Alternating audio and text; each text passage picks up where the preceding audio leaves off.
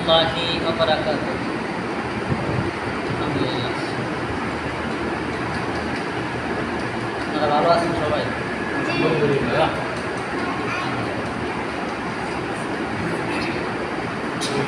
ভালো আছে।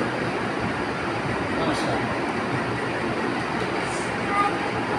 সকলে দুরূদ শরীফ পড়ি। আল্লাহুম্মা সাল্লি আলা মুহাম্মাদিন ওয়া আলা আলি মুহাম্মাদ কামা সাল্লাইতা আলা ইব্রাহিম ওয়া আলা আলি ইব্রাহিম ইন্নাকা হামিদুম মাজিদ। আল্লাহুম্মা বারিক আলা মুহাম্মাদিন ওয়া আলা আলি মুহাম্মাদ কামা বারাকতা আলা ইব্রাহিম ওয়া আলা আলি ইব্রাহিম ইন্নাকা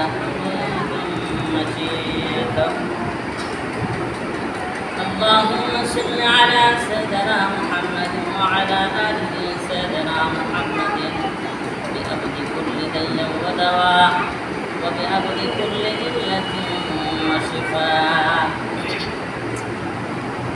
اللهم صل على محمد النبي الأمي وعلى آله وسلم تسليما.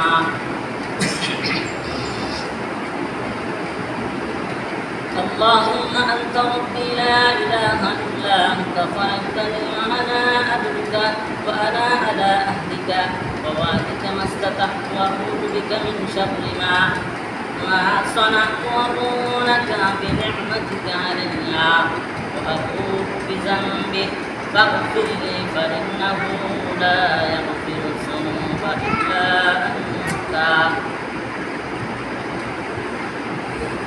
Alhamdulillah, alhamdulillah wa kafa wa salamun ala ibadihi alladhina istafa. Amma ba'd, fa'udhu billahi minash shaitanir rajim. Bismillahirrahmanirrahim. Fadhkuruni adhkurkum washkuruni wa la takfurun. Sadaqallahu azim. Sadaqa Rasulul Karim. Amma ba'd, innamal a'malu binniyat. আলহামদুলিল্লাহ, আল্লাহ পাকের কাছে লাখ কোটি শুকরিয়া যে আল্লাহ তাআলা আমাদেরকে বাছাই করে বড় বড় গুনার কাছ থেকে ফারেক করে, দুনিয়াবি কাছ থেকে ফারেক করে আল্লাহর ঘর, দামি জায়গা, মসজিদ আসা বসা এবং দামি দু একটি কথা শোনার এবং বলার তৌফিক আল্লাহ তাআলা দান করেছেন। এই জন্য শুকরিয়া জ্ঞাপন করে সকলে বলি আলহামদুলিল্লাহ। আলহামদুলিল্লাহ। আরো শুকর এবং সুজুদ যে আল্লাহ রাব্বুল আলামিন মহাব্বত করে, ইজ্জত করে, ভালোবেসে আমাকে আপনাকে দুনিয়াতে প্রেরণ করেছেন আল্লাহ তাআলার ইবাদতের জন্য, আল্লাহ তাআলার ইবাদতের জন্য এবং বড় নিয়ামতের মধ্যে ডুবাই আছে। আসলে আমরা অভাব অনটন ফিল করি না কেন? আল্লাহ তাআলা আমাদেরকে মহাব্বত করে যেরকম পাঠাইছেন, এরকম মহাব্বত করে আমাদেরকে রিজিক দান করতেছেন এবং সুস্থতার নিয়ামতের মধ্যেও রাখছেন এবং হায়াতের মধ্যে যে বরকতপূর্ণ হায়াত আমাদেরকে দান করেছেন। এই জন্যে শুকরিয়া জ্ঞাপন করি, আবার বলি আলহামদুলিল্লাহ। আলহামদুলিল্লাহ।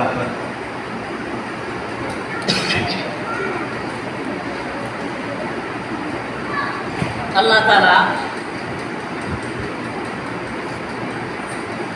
এই কিছুদিন হইল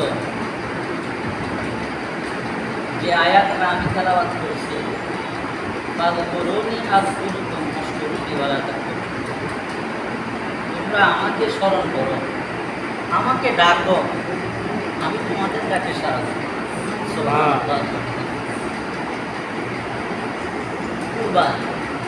কুরবানি আমরা দিলাম, বছর বছরে আসে, এটা একটা স্মরণ করা হয়েছে। আল্লাহ তাআলার ইবাদত করা মানে আল্লাহ তাআলাকে স্মরণ করা। নেশাব পরিমাণ মাল হলে তার উপর কুরবানি করা উচিত। যারা আমরা কুরবানি দিতে পারছি আলহামদুলিল্লাহ, আল্লাহ তাআলা যেন মৃত্যুর আগ পর্যন্ত এরকমভাবে কুরবানি সওয়াব, কুরবানি যেভাবে দেওয়া দরকার ওইভাবে যেন দিতে পারি, আল্লাহ তাআলা যেন এরকম তৌফিক আমাদেরকে দান করে। আর অনেকে আছে তাদের নেশার পরিমাণ মাল হয় না, এরপরে অনেকে চেষ্টা করে সবের আশায়, সবের উদ্দেশ্যে কুরবানি দিতে। আর হুজুর সাল্লাল্লাহু আলাইহি ওয়াসাল্লাম ইরশাদ করেছেন, যেই কুরবানি পশু তোমরা ক্রয় করো এটার মধ্যে যে লোম আছে, পশম আছে, প্রত্যেকটা পশমে পশমে আমি তোমাদেরকে সওয়াব দান করি। এত বড় নিয়ম, এত বড় সওয়াব আমাদের জন্য, উম্মতি মুহাম্মদের জন্য। এরকম সওয়াব কিন্তু আগে করেছিল আমাদের জন্য বরাদ্দ আছে। হযরত ইব্রাহিম আলাইহিস সালাম এবং ইসমাঈল আলাইহিস সালামের পর থেকে এই নিয়ম চালু হয়ে আসছে। আলহামদুলিল্লাহ, শুকরিয়া। আমি দীর্ঘ 1 বছর আগে মনে হয় বলছিলাম হাদিসের কথা, যেই ব্যক্তি হুজুর সাল্লাল্লাহু আলাইহি ওয়াসাল্লামের কাছে গরিব লোক যারা কুরবানি দিতে পারে, তারা বলছিল যে হে আল্লাহর রাসূল, আমরা কিভাবে এই সওয়াবগুলি অর্জন করতে পারি? হুজুর সাল্লাল্লাহু আলাইহি ওয়াসাল্লাম ইরশাদ ফরমান যে যখন চাঁদ উদয় হয়, কুরবানির চাঁদ যখন উদয় হয়, এর আগে তোমাদের হাত, পায়ের নখ, উত্তস্থান, মাথার চুল, মোষ, এইগুলো তোমরা আগে পরিষ্কার করো।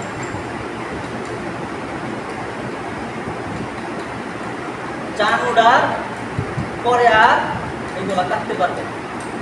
যদি না কাটো তাহলে কি হবে? তোমাদেরকে কুরবানির যে সওয়াব আছে এই সবটুকু আল্লাহ তাআলা তোমাদেরকে দান করবে।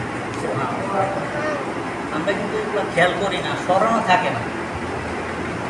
এগুলো বলার দরকার ছিল আগে, এখন কেন বলতেছি হয়েছে কি না জানি না, এই সওয়াবের কথাগুলি উঠাইয়া দেওয়ার জন্য। আগামী বছর যেন এরকম স্মরণে থাকে, আমার এটা যেন মাথা নিতে পারে। কতক্ষণ পর্যন্ত? যতক্ষণ পর্যন্ত রক্ত প্রবাহিত না হয়। সাল্লাল্লাহু বলেন যতক্ষণ পর্যন্ত রক্ত প্রবাহিত না হয়, মানে কুরবানি না হয়, ততক্ষণ পর্যন্ত তোমরা নখ মানে কিছুই কাটবে না। যারা পালন করছে আলহামদুলিল্লাহ। শিশু বাচ্চারা অনেক সময় মা বাপে যারা বুঝে তারা দেয় নাই, আগে কেটে বলাইছে, তাদের তো অনেক সবের প্রয়োজন নাই, আছে তাদের শ্রমের প্রয়োজন নাই। এই আমলগুলো যারা তারা করাইছে, মা বাপ তাদের উসিলায় যে এই আমলগুলি করাইছে, এটা মা বাপ পাইতেছে। এত বড় আমল আমাদেরকে দিছে, এটা অহন পাইব না, অহন বুঝবো না। কথা মুদ্রা অনেকে অনেক কিছু বলে, ঠোঁট দিছে চামড়া, জিহ্বা দিছে নরম, এগুলা চাষ করে জিহ্বাটা ঘুরাইলে অনেক কিছু বের হয়ে যায়। কিন্তু এইসব দামি জিনিসগুলা বের হওয়ার পরে এটা যদি শ্রবণে এবং অন্তরে এবং মাথা ব্রেনের মধ্যে রাখতে পারি, তাহলে সে কাজে আসবে।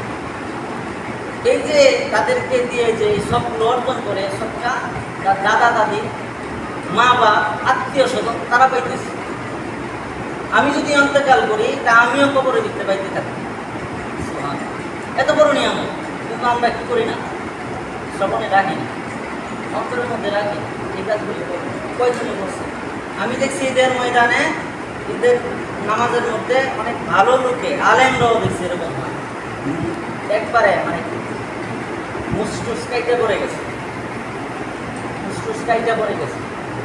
তো অনেক আলেমরা জানে কিন্তু আমলগুলি করে। আল্লাহ মাফ করুক, আল্লাহ তাআলা সকলকে হেদায়েত দিন, সকলে বলি আমিন।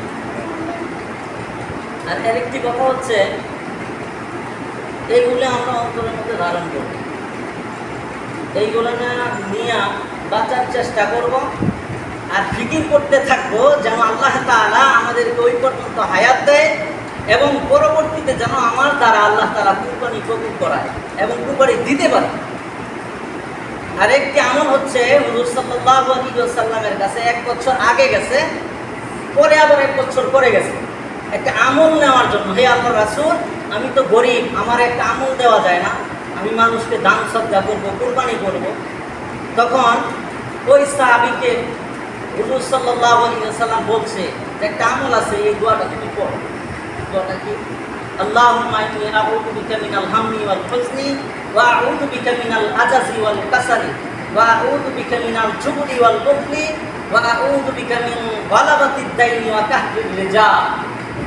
এটা তুমি পড়ো প্রতিদিন, মাগরিবের পর, ফজরের পর, 2 বেলা পর, একবার পড়ো। আল্লাহ তাআলা তোমাকে ধনী বানায় দেবে, তোমাকে কুরবানির উপযোগী বানায় দেবে, তোমাকে কুরবানির উপযোগী বানায় দেবে। এই সবটুকু তুমি অর্জন করতে পারবে, ধনী হয়ে যাবে আর মানুষকে দান সদকা করতে পারবে। কত বড় ফজিলত হুজুর আকরাম সাল্লাল্লাহু আলাইহি ওয়াসাল্লাম আমাদেরকে শিক্ষা দিয়েছেন। আমরা এই দোয়াগুলি শর্টকাট ছোটখাটো দোয়াগুলি আমরা জানি না, জানলেও পড়ার চেষ্টা করি না এবং অপরকে বলিও না যে ভাই এটা করো। আর অপরেও জিজ্ঞেস করে না, ভাই কীভাবে কী করা যায়, আমি তো কুরবানি দিতে পারতেছি না, আমার তো মন চায় কুরবানি দিতে, আমার সন্তানাদি আছে, বউ বাচ্চা আছে, বাপ মা আছে, আমার তো মনে চায় আমি কুরবানি দিতে, কিন্তু পারতেছি না। তো আমি কি আমল করলে আল্লাহ তাআলা আমারে বরকত দিব, এই বরকত অনুযায়ী পরবর্তীতে আমি দিতে পারবো? বলে না। অনেক আলেম আছে তাদের কাছে যায় না, অনেক আলেম আছে তাদের কাছে যায় না, আলেমরাও বলতে চেষ্টা করে না, বলে না। এই দোয়াগুলি করার চেষ্টা করবো ইনশাআল্লাহ। ছোট দোয়া।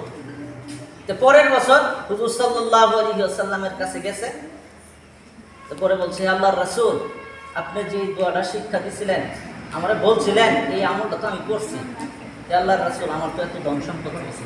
সুবহানাল্লাহ।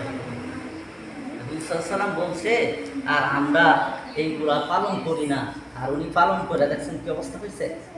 পরের বছর যাকাত ফরজ হয়ে গেছে, কুরবানি ওয়াজিব হয়ে গেছে। কত বড় ধন ভান্ডার আল্লাহ তাআলা দিছে, পরে যাকাত ফরজ হয়েছে আর কুরবানি ওয়াজিব হয়েছে। আল্লাহ তাআলা যেন আমাদেরকে এই ছোট ছোট আমলগুলি বাছাই করে করতে পারি এবং আল্লাহ তাআলা নৈকট্য হাসিলের জন্য হুজুর সাল্লাল্লাহু আলাইহি ওয়াসাল্লামের সুন্নতে জীবন যাপন করতে পারি। সকলে বলি আমিন। আরেকটি কথা, আমার খুব কষ্ট হয় মোবাইলের মধ্যে, টিভির মধ্যে, নেটের মধ্যে যে মানুষের দাঁড়ে দাঁড়ে, এই যে বড় লোকরা 10টা 5টা করে বড় বড় কুরবানি দেয়, দাঁড়ে দাঁড়িয়ে গিয়ে ঘুরে একটা টুকরার জন্য। এক মুরব্বীরে দেখলাম টুকরার জন্য গিয়ে দাঁড়ায় রয়েছে, এক বাচ্চা দেখলাম টুকরার জন্য দাঁড়ায় রয়েছে, কিন্তু গেটে তালা দিয়ে রাখছে, ভিতরে ঢুকতে দেয় না। আর বড় বড় ফ্রিজ কিনে আরে তাকে ভরপুর করে ভরে, এটা পুরা 1 বছর পরে খায়। এই বন্টনগুলা করে না, কেন করে না? গরিবের ভোটটা দেওয়ার চেষ্টা করে, তারাও তো মন চায় আমরা একটা টুকরা খাই। হাই হাই, মানুষকে দেখানোর জন্য এরকম হয় না। মানুষকে দেখানোর জন্য যদি হয় কোনো আমল আল্লাহ তাআলা কবুল করবে না। নামাজ আল্লাহ তাআলা কবুল করবে না, কিছুই কবুল করবে না। যারা নামাজ না পড়ে তাদের কোনো আমল আল্লাহ তাআলা আদাতুল উপরে নেয় না, জুল্লা থাকে। আল্লাহ তাআলা যখন এরকম থেকে আমাদেরকে হেফাজত করেন, সকলে বলি আমিন। আরেকটি কথা হচ্ছে, আমার মনে হয়